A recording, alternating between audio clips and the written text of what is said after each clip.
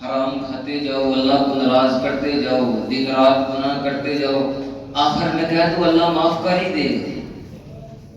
وَسَارِعُوا إِلَىٰ مَغْفِرَةٍ مِّن رَّبِّكُمْ، فرمایا جلدی کرو، اس معاملے کو معمولی نہ سمجھو۔ نبی علیہ السلام فرماتے ہیں کہ تم نیک اعمال میں جلدی کرو، ان فتنوں کے آنے سے پہلے پہلے جو فتنے بڑے سخت ہوں گے۔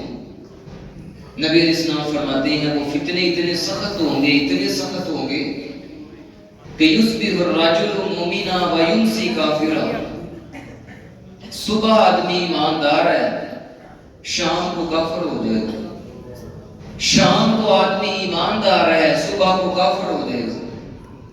یبیع دینہ بعرض من الدنیا، تھوڑے سے مال کی خاطر اپنے ایمان کو بیچ ڈالے گا۔ یعنی اتنے اتنے سخت حالات آئیں گے، اتنے اتنے سخت فتنے آئیں گے۔ ان فتنوں کے آنے سے پہلے پہلے نبی علیہ السلام فرماتے ہیں نیک اعمال کر لو، اپنے اللہ کو راضی کر لو، اللہ سے معافی لے لو۔ یہ بہترین موقع میرے اور آپ کے پاس رمضان کا مہینہ ہے، اپنے آپ کو بخشوانے کا، اللہ سے معافی لینے کا۔ جو اس مہینے کے اندر بھی اللہ سے معافی نہ لے سکے وہ بڑا ہی بد نصیب ہے۔ اس کو بد نصیب میں اپنی طرف سے نہیں کہہ رہا، اس کو جبریل امین نے بد نصیب کہا ہے۔ اس کے لیے بددعا جبریل امین نے کی ہے، اور آمین اس پہ نبی علیہ السلام نے کہا ہے کہ جو بندہ رمضان کے اندر بھی اللہ سے معافی نہ لے سکے، جو رمضان کے مہینے میں بھی اپنے آپ کو بخشوا نہ سکے، وہ تو اللہ کی رحمت سے دور ہی ہو جانا چاہیے۔ وَمَا كَانَ اللَّهُ مُعَذِّبَهُمْ وَهُمْ يَسْتَغْفِرُونَ۔ آؤ بھائی، آج ہر بندہ پریشان ہے، ہر بندہ کہتا ہے مولوی صاحب کوئی وظیفہ بتاؤ، مولوی صاحب حالات بڑے خراب ہیں، گھر کے معاملات ہیں، دکان کے معاملات ہیں، کاروباری معاملات ہیں، اولاد بات نہیں مانتی، پریشانی پریشانی ہے، پریشانی پریشانی ہے۔ اللہ رب العزت فرماتے ہیں وَمَا كَانَ اللَّهُ مُعَذِّبَهُمْ وَهُمْ يَسْتَغْفِرُونَ۔ آؤ وظیفہ آج اللہ کے قرآن سے دیتا ہوں، اللہ کا قرآن ہے۔ اللہ رب العزت فرماتے ہیں اگر تم چاہتے ہو کہ آئی ہوئی مصیبتیں، پریشانیاں، ٹینشنیں ساری تم سے رفع کر دی جائیں، تمہارا کام ہے اپنے گناہوں کی مجھ سے معافی مانگنا، آئی ہوئی تمام پریشانیوں کو ٹالنا پھر میرا کام ہے۔ وَمَا كَانَ اللَّهُ مُعَذِّبَهُمْ وَهُمْ يَسْتَغْفِرُونَ۔ جو لوگ اللہ سے معافی مانگنے والے ہوتے ہیں، استغفار کرنے والے ہوتے ہیں، اللہ فرماتے ہیں ان کو میں عذاب نہیں دیتا، ان پہ میرا عذاب نازل نہیں ہوتا ہے۔ اللہ فرماتے ہیں استغفار کرو میں تمہیں بیٹے بھی عطا کروں گا، استغفار کرو تمہیں بارش بھی دوں گا، رحمت بھی دوں گا، استغفار کرو میں تمہیں مال بھی دوں گا، تمہارے حالات ٹھیک ہو جائیں گے، معاملات ٹھیک ہو جائیں گے۔ آج اس طرف ہمارا دھیان ہی نہیں، ہم بڑے آرام سے کہہ دیتے ہیں دیکھی جائے گی، مولوی صاحب آ کے آپ کو سمجھائیں، آپ کو قرآن پڑھ کے سنائیں، حدیثیں پڑھ کے سنائیں۔ نہیں مولوی صاحب اتنا سخت بیان نہ کیا کرو، اتنا بھی ڈرایا نہ کرو۔ اللہ فرماتے ہیں تم نے اتنا معمولی جان لی ہے، اس معاملے کو، بخشش والے معاملے کو دیکھی جائے گی۔ کیا دیکھی جائے گی؟ ہم نہیں دیکھ سکتے ہیں۔ وہ انسان تو بڑا ہی کمزور ہے، تو بڑا ضعیف ہے، تو اللہ کے عذابوں کو برداشت نہیں کر سکتا ہے۔ آج یہ کہتا ہے نا اسی کلے نہیں جناب، ساری دنیا ہی خراب، جدو ہوئے گا حساب سے دیکھ لیں گے۔ وہ بھائی آپ نہیں دیکھ سکتے ہو، نبی علیہ السلام کا فرمان ہے کہ جو جہنم کا سب سے ہلکا ترین عذاب ہے نا، سب سے ہلکا ترین عذاب جہنم کا یہ ہوگا کہ بندے کے پاؤں میں آگ کے 2 انگارے رکھ دیے جائیں گے، یا ایک روایت میں ہے کہ اس کو آگ کے 2 جوتے پہنائے جائیں گے۔ نبی علیہ السلام فرماتے ہیں حالانکہ یہ سب سے ہلکا عذاب ہے، سب سے ہلکا ہونے کے باوجود بھی اتنا شدید ہوگا، اتنا سخت ہوگا۔ آقا فرماتے ہیں اس بندے کا دماغ ایسے ابلے گا جیسے چولہے کو پر ہڈیاں ابلتی ہے۔ کیا دیکھ لو گے؟ برداشت کر لو گے؟ اور انسان کیسے تم نے اتنے بڑے بول بول دیے ہیں؟ وَسَارِعُوا إِلَىٰ مَغْفِرَةٍ مِّن رَّبِّكُمْ۔ آؤ یہ رحمت اور برکت والا مہینہ اللہ نے مجھے اور آپ کو دی ہے۔ بڑے ہمارے رشتہ دار دوست احباب ایسے بھی ہیں جو پچھلے سال ہمارے ساتھ موجود تھے، آج وہ زندہ نہیں ہیں۔ آج وہ نظر نہیں آتے، یہ موقع بار بار ہماری زندگی میں بھی نہیں آئیں گے۔ اللہ نے موقع دیے ہیں، اللہ فرماتے ہیں اس مہینے کے اندر معافی مانگ لو، اپنے آپ کو بخشوا لو۔ یہ عمل اللہ کو بڑی محبوب ہے۔ وَلَمْ يُصِرُّوا عَلَىٰ مَا فَعَلُوا وَهُمْ يَعْلَمُونَ۔ اللہ نے اپنے بندوں کی ایک خوبی یہ بھی بیان کی ہے کہ جو میرے بندے ہیں نا، جب ان سے گناہ ہو جائے، گناہ تو ہو ہی جاتا ہے نا، کل بنی آدم خطاؤون وخیر الخطائین التوابون، ہر انسان خطا کار ہے، ہر انسان سے غلطی گناہ ہو ہی جاتا ہے، لیکن اللہ فرماتے ہیں جو میرے بندے ہیں نا، جب ان سے گناہ ہو جائے تو گناہ پہ ہٹتے نہیں ہیں، وہ مجھ سے توبہ کر لیتے ہیں، معافی مانگ لیتے ہیں۔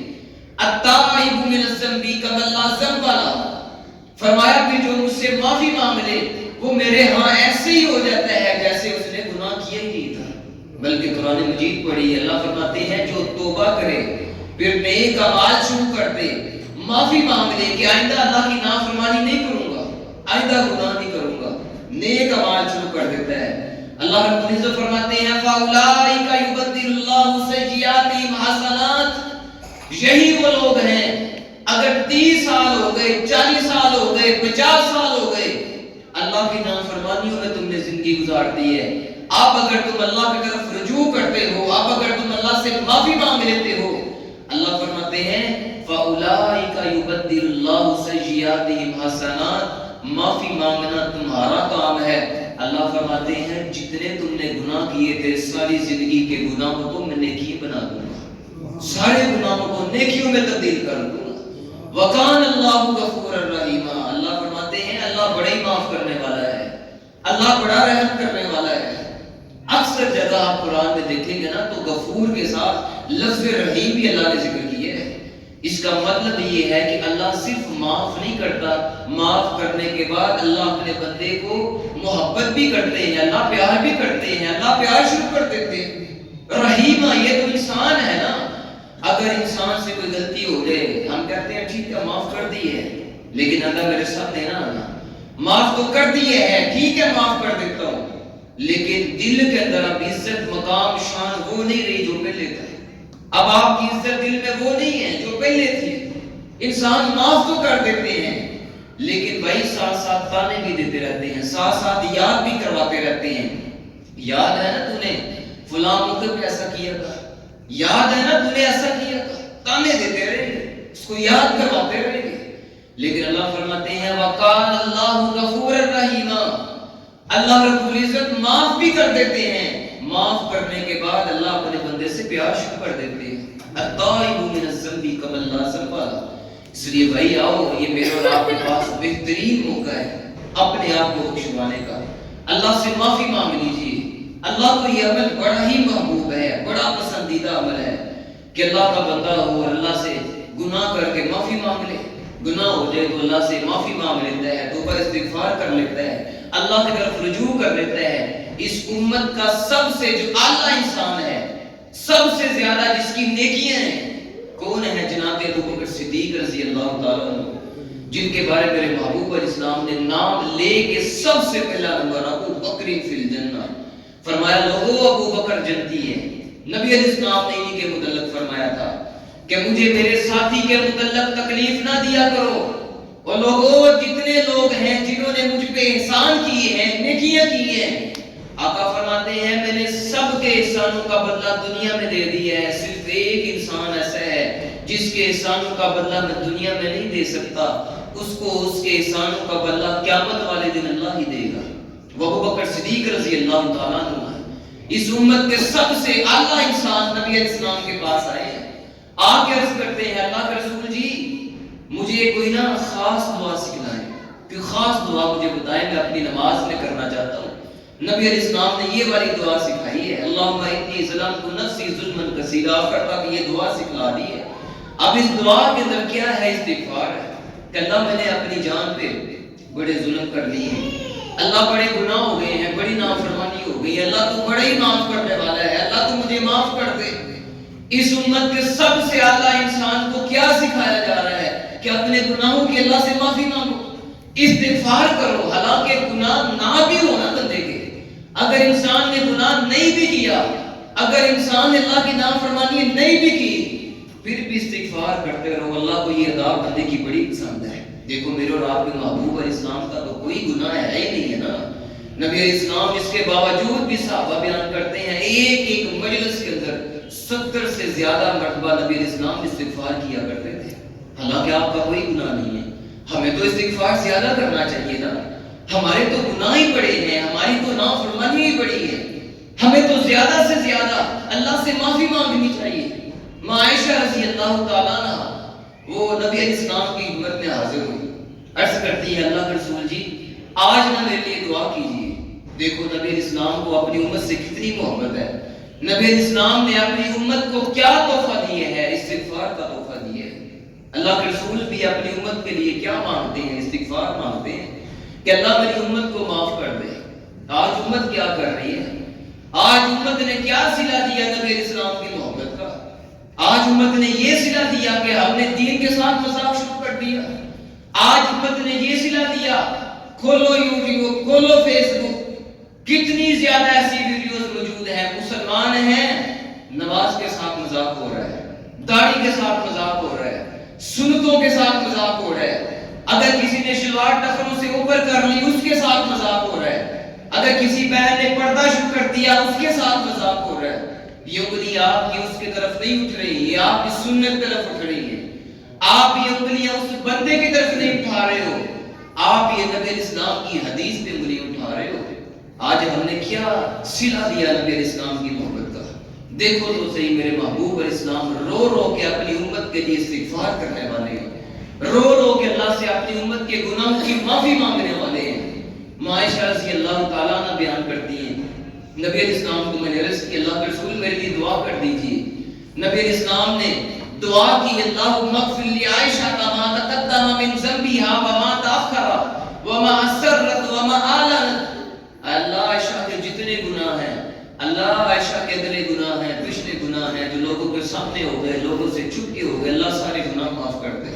ماں عائشہ رضی اللہ تعالیٰ عنہ بیان کرتی ہیں کہ یہ دعا سن کے میں اتنا خوش ہوئی, اتنا خوش ہوئی, اتنا خوش ہوئی کہ ہنستے ہنستے نا میرا سر میری گود میں گر گیا. نبی علیہ السلام نے دیکھا عائشہ بڑی خوش ہو رہی ہو, آقا میں خوش کیوں نہ ہوں. آج آپ نے میرے لیے وہ دعا کی عائشہ نے کبھی بھی ایسی دعا اپنے لیے زندگی نے کبھی بھی نہیں کی ہے. آقا فرماتے ہیں واللہ انہا لدعاء لامتی فی کل صلاۃ. عائشہ تیرے لیے تو یہ دعا میں نے آج کی ہے, مجھے میرے اللہ کی قسم ہے یہی دعا میں اپنی امت کے لیے اپنی ہر نماز میں کرتا ہوں.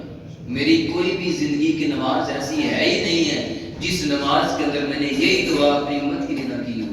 آؤ بھائی استغفار کرنے والے بن جاؤ. گناہ نہیں بھی کی ہو گیا پھر بھی اللہ سے معافی مانگو, پھر بھی استغفار کرو, پھر بھی زیادہ سے زیادہ استغفار کرو. معاشرہ رضی اللہ تعالیٰ عنہ نے اللہ کے رسول سے عرض کی تھی نا ایک دفعہ, اللہ کے رسول جی آپ جو قدر والی رات کی بڑی فضیلت بیان کرتے رہتے ہیں, آقا مجھے بتائیں اگر میں وہ قدر والی رات پا لوں, مجھے یقین بھی ہو جائے کہ یہ قدر والی رات ہے, یہ لیلۃ القدر ہے, تو آقا اس کے اندر میں کیا مانگوں, اللہ سے کیا سوال کروں. نبی علیہ السلام فرماتے ہیں عائشہ اگر تمہیں پتہ چل جائے یہ قدر والی رات ہے, یقین ہو جائے, تو عائشہ پوری رات تم نے ایک ہی دعا کرنی ہے اللہم انک عفو تحب العفو فاعف عنی. کیا دعا کرنی ہے؟ ساری رات ایک ہی دعا, اللہ تو بڑا معاف کرنے والا ہے, اللہ تو معافی کو پسند بھی کرتا ہے, تو اللہ تو مجھے معاف کر دے. حالانکہ آپ جانتے ہیں عائشہ رضی اللہ تعالیٰ عنہ اللہ نے اولاد نہیں تھی دی ہوئی, نہ بیٹا ہے نہ بیٹی ہے, نہ گھر میں مال ہے نہ دولت ہے, کوئی اتنا مال و دولت نہیں ہے, نہ گھر میں اولاد ہے, اولاد والی نعمت بھی موجود نہیں ہے. لیکن اس کے باوجود نبی علیہ السلام نے یہ نہیں کہا عائشہ اس رات کو چلو اولاد کا سوال کر لینا, مال مانگ لینا اللہ سے. حالانکہ نبی علیہ السلام یہ بھی تو کہہ سکتے تھے نا اللہ سے اولاد مانگ لینا, بیٹا مانگ لینا, بیٹی مانگ لینا, مال مانگ لینا, دولتیں مانگ لینا. نبی علیہ السلام فرماتے ہیں بہترین چیز جو ہے اس رات کے اندر استغفار کرو. ساری رات اللہ سے اپنے گناہوں کی معافی مانگنی ہے. کیوں؟ اگر انسان کو معافی مل گئی ہے تو سمجھو سارا کچھ ہی مل گیا. اللہ رب العزت فرماتے ہیں نا کہ جو جنت میں داخل کر دیا گیا, جہنم سے بچا لیا گیا, فقد فاز. اور لوگوں تم سمجھتے ہو کامیابی یہ ہے کہ میں دکان پہ 8 نہیں 12 گھنٹے بیٹھوں. اللہ فرماتے ہیں کامیابی یہ ہے کہ تم جنت میں داخل کر دیے جاؤ، جہنم سے بچا لیے جاؤ، یہ اصل کامیابی ہے۔ تو آئیں بھائی فکر کریں، ہم تو بڑے ہی گناہ کرنے والے ہیں، بڑی غلطی ہو گئی ہیں، بڑی سستی ہو گئی ہیں، بڑی غفلتوں کے اندر زندگی گزار لی ہے۔ ابن مسعود رضی اللہ تعالیٰ عنہ فرماتے ہیں نا، ان کا قول ہے، فرماتے ہیں جو بندہ مومن ہوتا ہے نا، جب اس سے ایک چھوٹا سا گناہ بھی ہو جائے، چھوٹی سی نافرمانی ہو جائے، تو وہ تو ایسے ہی محسوس کرتا ہے کہ جیسے اس کے ساڑی کے اوپر ایک پہاڑ رکھ دیا گیا ہے۔ بندہ مومن جس کے دل کے اندر ایمان ہو، اس کو ایک چھوٹی سی نافرمانی اگر ہو جائے نا، ایسے ہی لگتا ہے کہ میرے سر پہ ایک پہاڑ کھڑا ہے، قریب ہی ہے کہ وہ پہاڑ میرے اوپر گر جائے۔ بندہ مومن، لیکن جس کے دل میں ایمان نہ ہو، اسے کوئی فکر نہیں ہوتی۔ فرماتے ہیں اس کا حال تو یہی ہوتا ہے کہ اگر اس سے کئی گناہ بھی ہو جائے، کئی نافرمانیاں بھی ہو جائیں، اس کو ایسے ہی لگتا ہے کہ ناک پہ آ کے نا ایک مکھی بیٹھی تھی تو اس نے آرام سے اڑا دی ہے، اس کو کوئی فرق نہیں پڑتا۔ لیکن اگر بھائی فرق پڑتا ہے تو سمجھو دل میں ایمان ہے۔ اگر ہمیں گناہ کر کے دن رات اللہ کے نافرمانی کر کے فرق نہیں نہ پڑتا، تو میرے تو آپ کے لیے لمحہ فکری ہے، اللہ سے معافی مانگے، توبہ استغفار کرے۔ بہترین موقع یہ رمضان کا مہینہ میرے اور آپ کے پاس موجود ہے۔ اللہ رب العزت سے ایمانوں میں مجھے اور آپ کو اس مہمان کی قدریں کرنے کی توفیق عطا فرمائے۔ اللہ مجھے اور آپ کو اپنے گناہوں کی معافی مانگنے کی توفیق عطا فرمائے۔ واقول قولی ھذا استغفر اللہ ولکم سائر المسلمین۔